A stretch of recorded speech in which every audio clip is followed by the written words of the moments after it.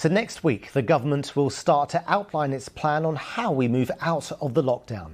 But even when restrictions are eased, you can bet that coronavirus will affect our lives in many ways for some time yet, including how we move around our city. But are London's old streets set up for new social distancing? Sonia Jessup has been finding out. Remember London like this? Your crowded commute into the capital? Once daily life.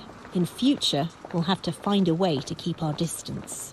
Right now, our high streets are fairly empty, but what about as they start to get busier? Researchers at University College London say 2/3 of our pavements are not wide enough for us to keep 2 metres apart. They say we need to create more space for walking and for cycling. In quite a few other cities, they've brought in measures to put in temporary bike lanes, expand bike lanes, those kind of measures. We do things like play streets at the moment already in some places where they close streets temporarily to allow children to play in the streets. I think we could use various models like that. Researchers highlighted areas where there's space to walk measuring more than 6 metres wide.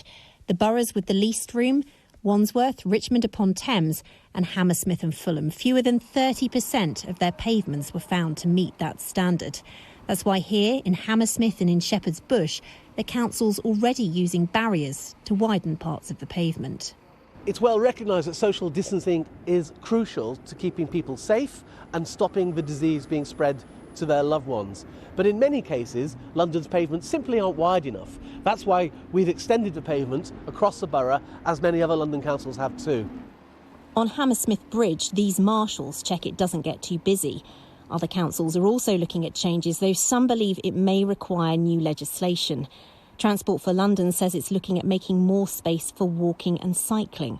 But what else? Researchers ask, could we see one-way lanes for shoppers on Oxford Street?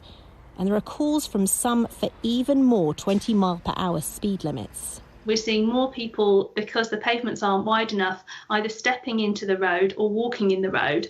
So we need, when other people are driving, that they do that slow enough that they can stop and they don't cause people to get injured or killed on the roads. A city once used to the rush and crush of the commute, now forced to find ways to slow down, space out, to stay safe. Sonia Jessup, BBC London.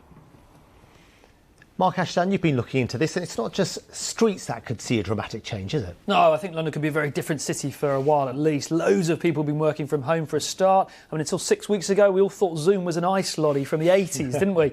Now, we're all using it. I loved it. We're all using it every day now for these conference calls. And I think the first thing is outdoors work will be a lot easier to get back. Construction, things like that. Indoor, busy offices like this one, going to be much, much harder. I think flexible working will be here to stay, really. Companies will be getting less money in, so they'll be under pressure to cut costs. I think flexible home working could save money. And of course, works hand in glove with the next topic, travel. How are we going to get around? 90% fewer people travelling on tubes and buses. We're not going to see this sort of thing for a while, are we? The Mayor wants us to wear masks. Some kind of social distancing is inevitable. Big queues, of course.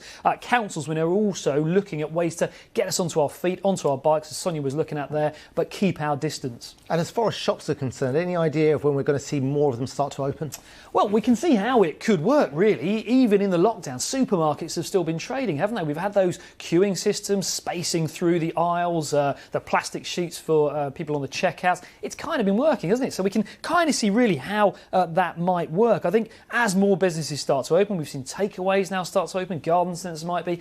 There'll be that pressure. They have to prove they can keep their customers and their staff safe, though. And the way we socialise, that's got to change, hasn't it? Well, yeah, I think it will. But we'll look to the European countries, really, that have gone ahead of us on this curve. Places like Germany, Italy, Spain, they've already started things like outdoor exercising in groups. Restaurants, for example, starting to open with those strict measures. Lots will depend, though, on our attitudes. Do we feel safe? Will we really go out even when the lockdown's over? To start with, I think it's going to be about what they call coexisting with the virus, making our own way, making our own decisions. When we do have a vaccine and we all feel a lot safer, I think some of these changes may well be here to stay. Yeah, let's see then. OK, Mark.